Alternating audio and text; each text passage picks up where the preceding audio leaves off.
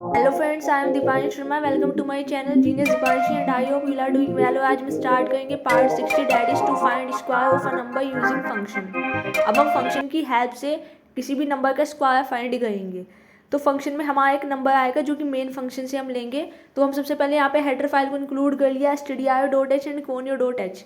उसके बाद हम यहाँ पे फंक्शन का डिक्लेरेशन करेंगे। तो फंक्शन का रिटर्न टाइप हम यहाँ पे लेंगे इंट और फंक्शन का नेम लेंगे स्क्वायर और फंक्शन के अंदर एज एन पैरामीटर देंगे इंटीजर टाइप का एक नंबर, जिस इंटीजर टाइप का एक वेरिएबल लेंगे यहाँ पे n। तो ये मेरा फंक्शन का डिक्लेरेशन हो गया। अब हम बनाने जा रहे हैं मेन फंक्शन। मेन फंक्शन का रिटर्न टाइप हम लेंगे इंट। अगर हम इंट टाइप का मेन फंक्शन बनाते हैं तो हमें रिटर्न में कुछ ना कुछ कराना पड़ता है। तो हम यहाँ पे रिटर्न 0 देंगे और इसके बाद हम गेट ch फंक्शन का यूज़ करते हैं टर्बो सी में to hold the output screen.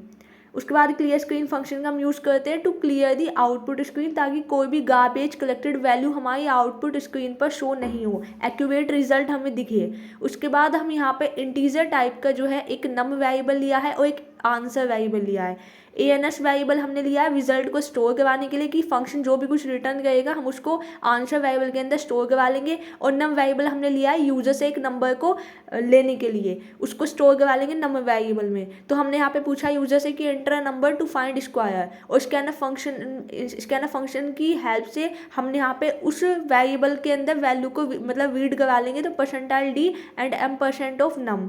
तो स्कैनर फंक्शन ने वैल्यू रीड कर ली। उसके बाद हमने यहाँ पे फंक्शन की कॉलिंग करी है, फंक्शन का नेम और उसके अंदर एज एन पैरामीटर में पास कर दिया नम वेरिएबल को। और हमने जो भी फंक्शन जब कॉल होगा तो फंक्शन के डेफिनेशन पे जाएगा और डेफिनेशन से जो भी कुछ रिटर्न होगा फंक्शन की वो हमने आंसर वेरिएबल के अंदर स्टोर करा लिया।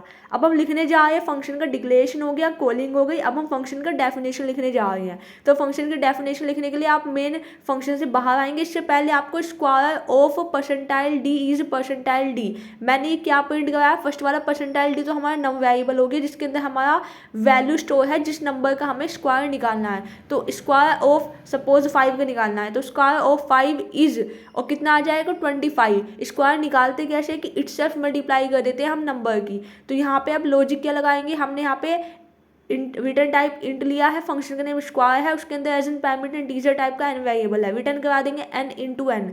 तो ये क्या होएगा कि जो भी नंबर हमें मेन फंक्शन से मिलेगा ये फंक्शन क्या करेगा, उसका स्क्वायर करके रिटर्न कर देगा। तो enter number to find square 5 आ गया। Like share and subscribe our channel genius Deepanshi and thanks for watching. If you have any doubt you can ask me any time in the comment section. और आपको इसी तरीके से function के मैं 2 से 4 एग्जाम्पल और आपको करके दिखाऊंगा। उसके बाद नेक्स्ट टॉपिक पर